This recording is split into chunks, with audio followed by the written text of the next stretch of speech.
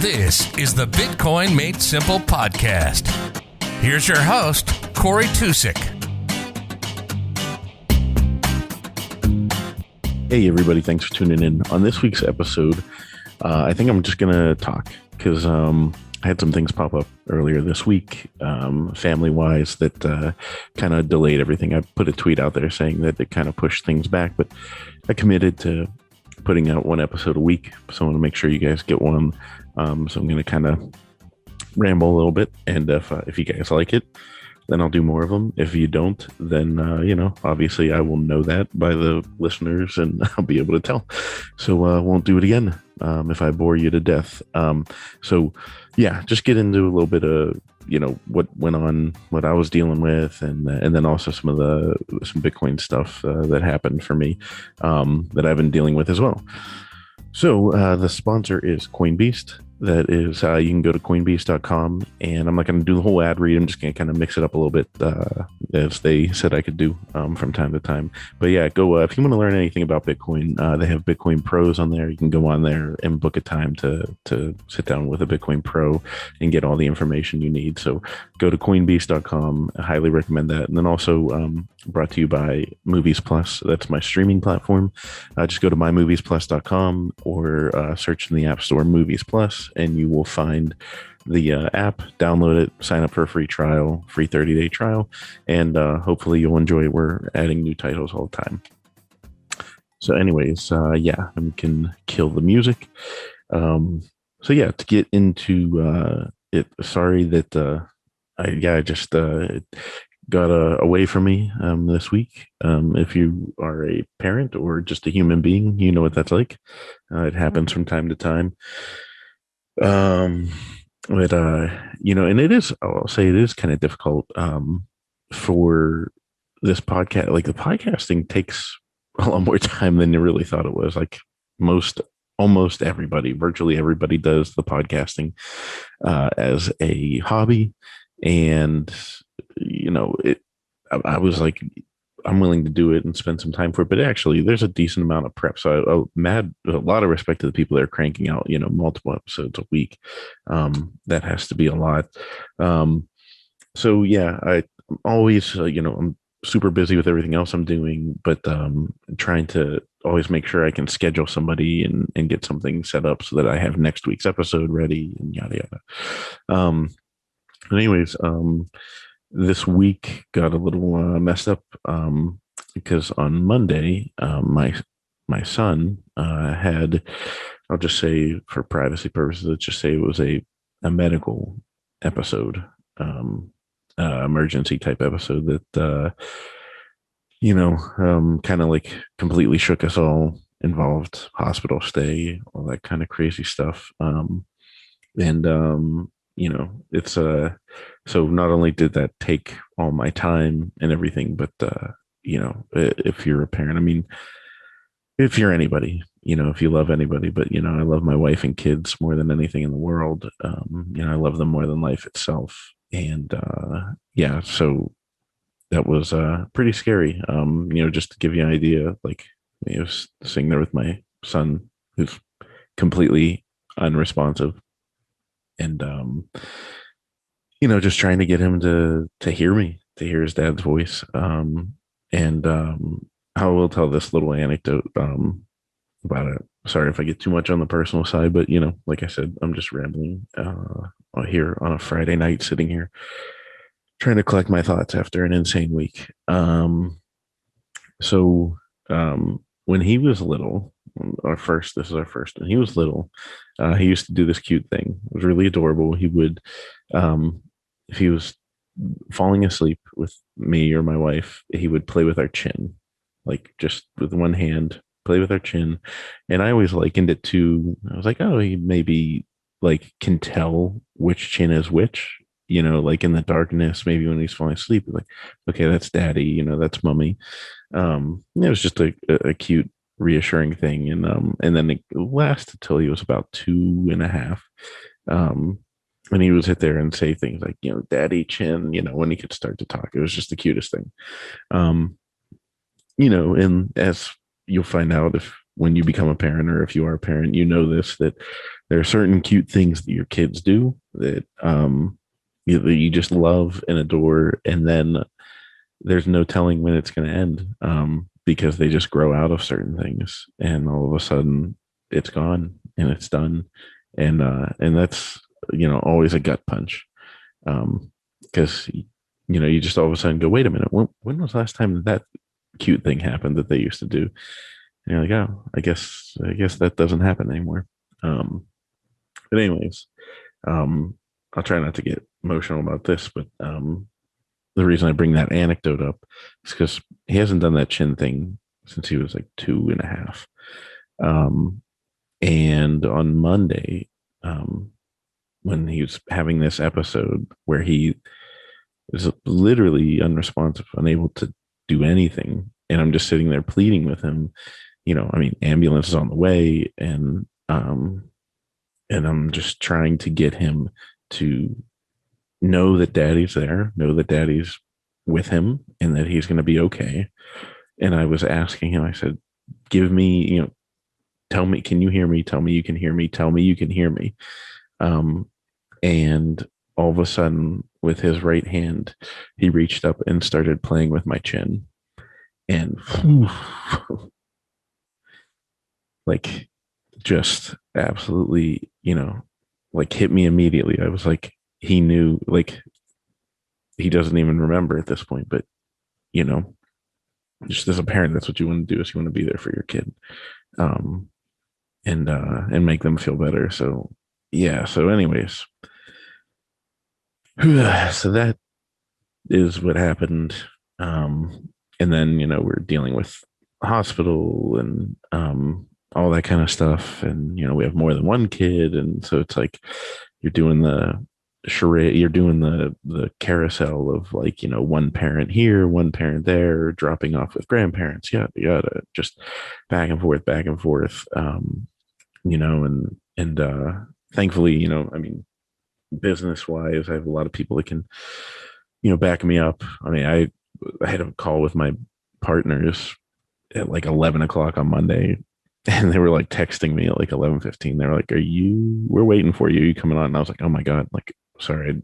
And they were, they didn't obviously care. They were like, oh my God, take care of your kid. So anyways, all that craziness, and, it kind of, makes you pull the perspective a little bit. Because we get so wrapped up in this Bitcoin thing, and right now in my life, I have, and I mean, that's as a new thing, but like my mother-in-law, sick, and, outside of me, that's, my wife's best friend, and we're also moving, and just everything else. It's just it's unbelievable the amount of stuff that can bring us back to, what, like, is real. And it really helps with actually not even, it does help if you're a Bitcoiner to take your focus away from the price, I think. Because I just don't care. I don't, um it's going to do its thing. It's going to go up and down, but it's easy to sweat the small things, and all the drama and everything. And then you have some things that just kind of get thrown back in your face from life. And we all have those. So, just keep things in perspective. That's what I would recommend. So what else do I want to ramble about? Oh, I did. So this was kind of rough. I had to sell some Bitcoin. So don't hate me. The Bitcoin I sold, it was, well, let's just put it this way. I put a tweet thread out. I don't know if many people saw it. I had to sell because I was all in.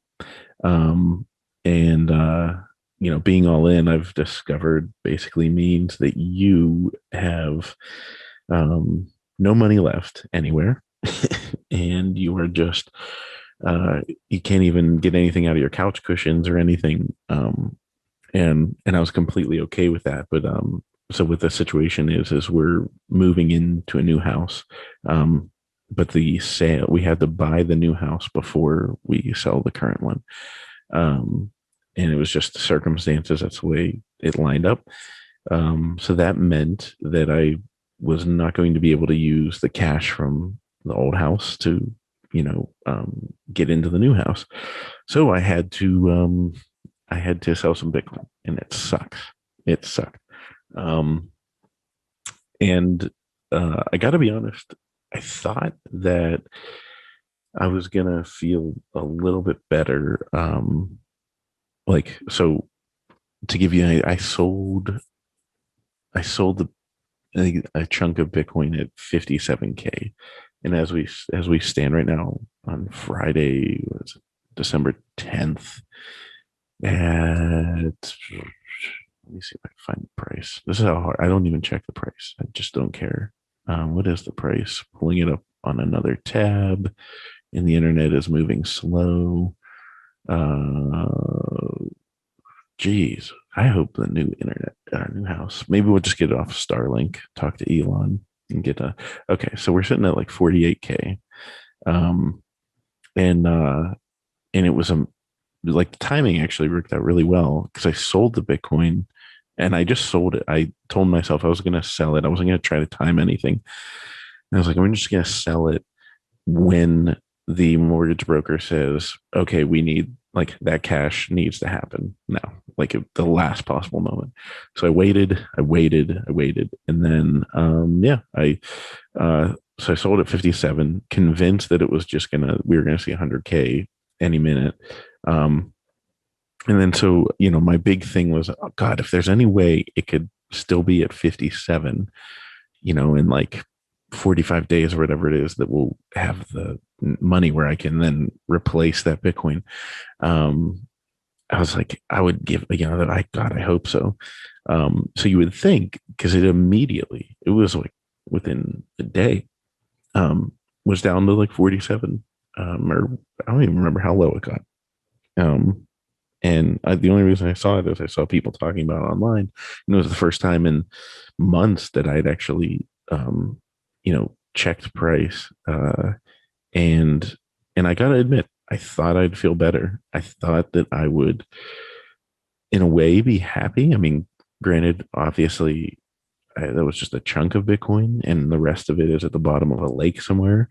Um, but Yeah, I thought I'd feel better, knowing that I have like a little bit of a buffer to get back in. But maybe this is, I don't know, maybe this is the sign that it's getting away from the fiat mindset as much as possible. Because I think what makes me upset about it, seeing the dip, is just that it means we're that much further away from, there's always going to be pullbacks, but it's like we're that much further away from, a hyper Bitcoinized world, a Bitcoin standard, so it just kind of, I don't know, it's kind of a little bit of a bummer from that perspective, but I don't know. Let me know, you guys, give me feedback. What do you think, if anybody else had to sell, because they're all in on Bitcoin? Because I got to thank the toxic plebs. Because I saw somebody tweet over the summer, said like, something like, I've never sold a sat, and at this point I was like, pretty much had everything into Bitcoin, and like, other than my monthly living expenses. And I remember sitting there going like, oh my God, like, I might have to sell a sat if I'm gonna have to sell some Bitcoin if I want anything outside of my monthly, monthly uh, life. And, I mean, if I want to buy like an extra, like if I want to buy a video game, I probably had to sell some Bitcoin. So I remember feeling guilty, and then somebody replied to that, and it was, I don't remember who, but one of our fellow plebs out there, and they said, if you haven't sold a sat, then you're short Bitcoin. And I was like, boom, like a light bulb went off. I was like, there we go, you're right. Um, so I hadn't sold a sat, but now I have to from time to time, and I think that's okay. Because it's one of those things that if you're if you're really committed, then you know that you're going to dollar cost. This is what I said too in the tweet thread. Everybody knows about dollar cost averaging and dollar cost DCAing in to Bitcoin. I think it's also important to DCA out.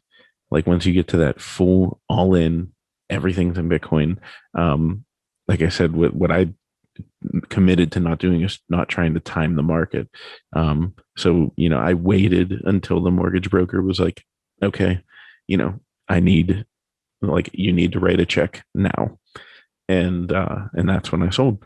Um, and I actually had bad dreams about it. Like, I don't know if that would be nightmares, but um, it was, I don't even remember the details too much, but it was kind of like, it was actually somebody was coming to my car to try and get into my car in this dream. And I was like I was protecting what was inside the car. And I had this feeling of dread.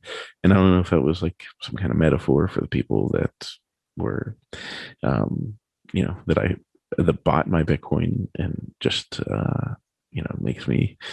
So, anyways, but if this is triggering any of you, don't worry. I still have, I'm still hodling, and I'm just in this panicked moment where I have to sit here and float. It kind of feels um, like you're treading water for like 45 days, where really like if you could tread water for 45 minutes, the average person, if they really had to, you could tread water for 45 minutes. And you're like, okay, we could do that. Keep my head above water. And then, the boats leave. The Bitcoin's gone. The boats leave. And you're just like, okay, I'm floating. I'm floating. That's what I feel like right now. I'm like, oh, is that boat coming back? Like they said they were coming back. It's been 20 minutes. And then you start to get a time warp. You start thinking, well, I don't know, has it been longer? Um, and yeah, so it's crazy, but I don't know.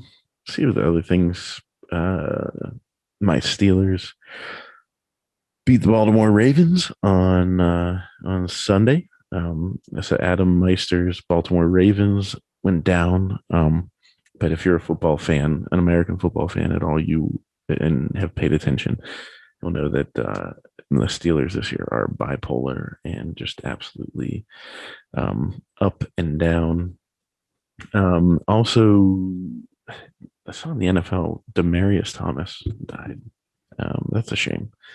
If you don't know, he was like 33 years old. Um, he was a beast on my fantasy football team for a while there.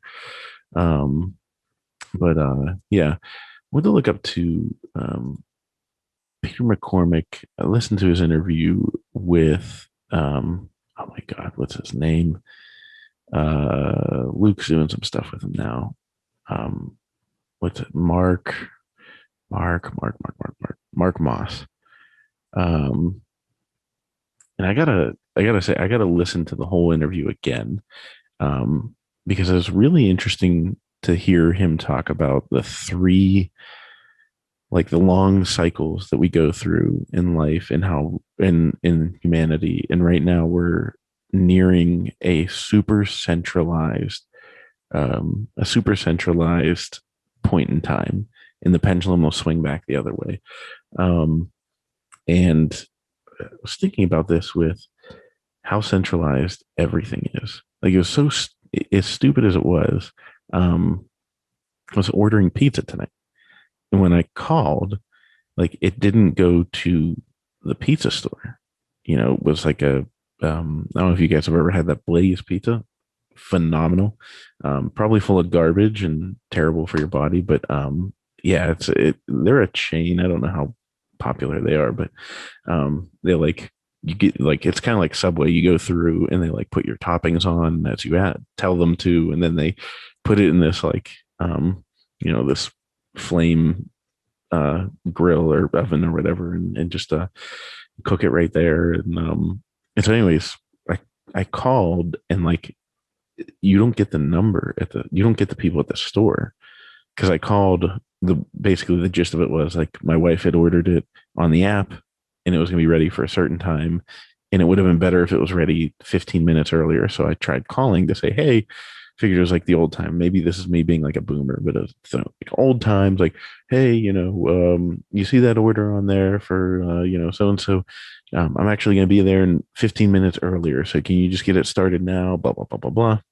Um, and no, it went to like, I talking to this guy, telling him, I could tell like he doesn't really, he's like not picking up what I'm putting down, and he's all over the place. And I said, "Are you in the store?" And he goes, "Oh no, we're at a corporate headquarters." I'm like, "Yeah, like everything's getting centralized." Um, so it's just I don't know. We have to keep an eye out for things that are going to trap us.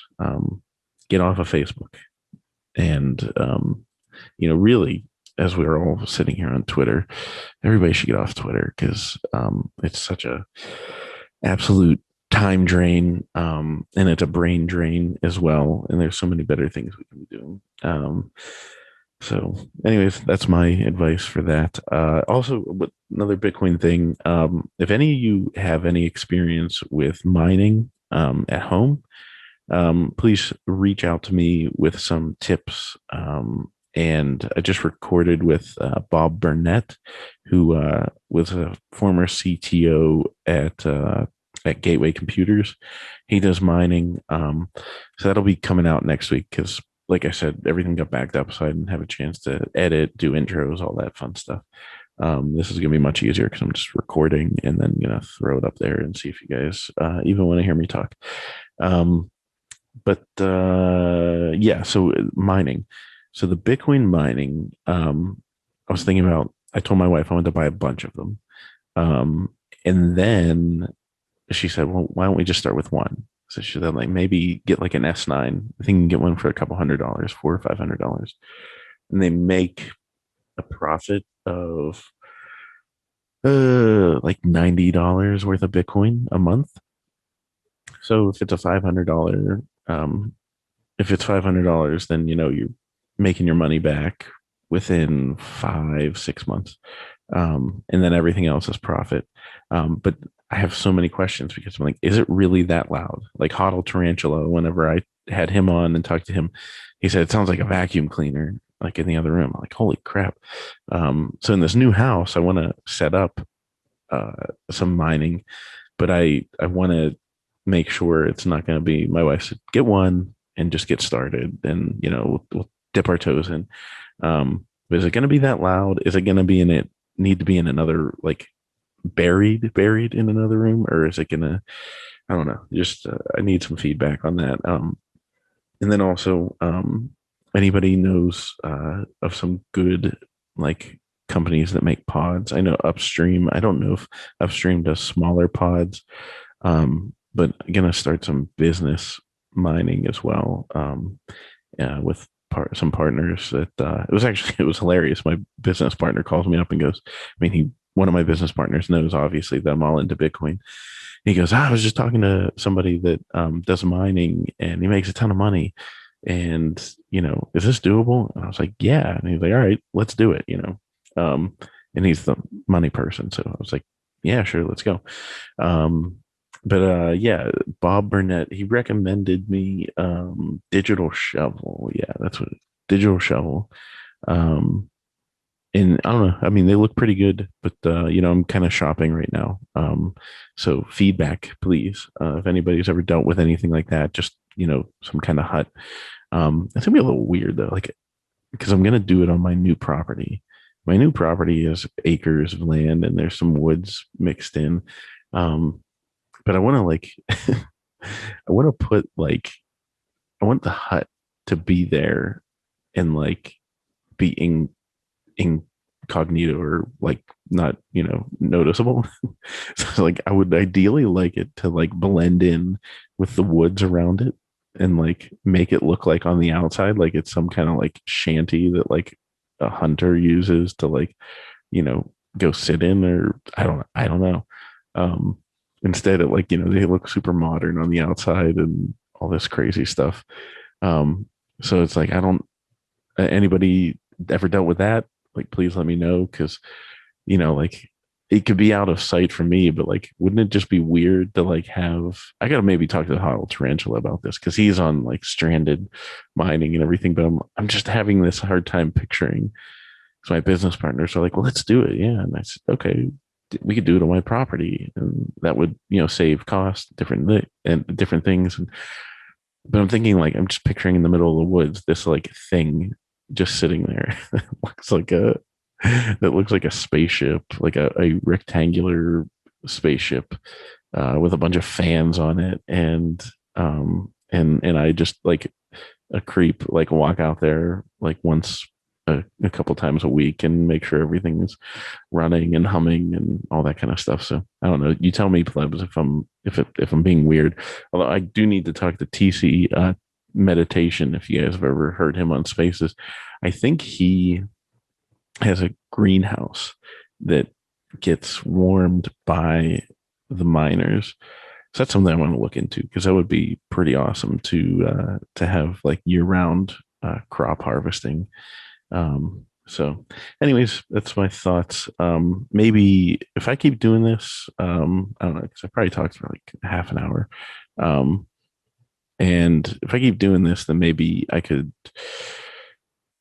do like a Q&A with you guys. Like if anybody wants to email the show, just Bitcoin Made Simple podcast at gmail.com. And yeah, if you have any questions, you could ask me about anything. You can ask me about movies, whatever. Because I did a thread. I don't know. I don't even try on Twitter, so I guess that's why my Twitter game sucks. But my Twitter game sucks, and I did put out a tweet trying to see like if people had. I wanted to see if people had an interesting ideas. Okay, so what is your favorite Christmas movie, and how is it related to Bitcoin? And mine was Home Alone, and Kevin is the plebs protecting the house, which is Bitcoin, from all the attack vectors possible. And then Dad Pression, he said that God, I have to find that real quick. He mentioned that he brought up a Die Hard. Okay, here we go. Die Hard officials attempt to thwart a tech-savvy, nonconformist group's effort to secure financial independence through acquisition of trustless bearer assets. It ends with an explosion of helicopter money. That was pretty good. That was the only response I got, but Dad Pression, shout out to you. And he's a pretty good follow if you guys don't follow him at Dad Pression. Anyways, yeah, so we could do that format in the future. But yeah, thanks for letting me rant, and sorry if this bored you guys. And if it didn't, then yeah, I guess I'll just rant some more. But this was good. I needed to get some things off my chest and just ramble here for a little bit. So I will have a new interview next time around, and I'll have that for you guys next week. So thanks for listening, and I'll talk to you later.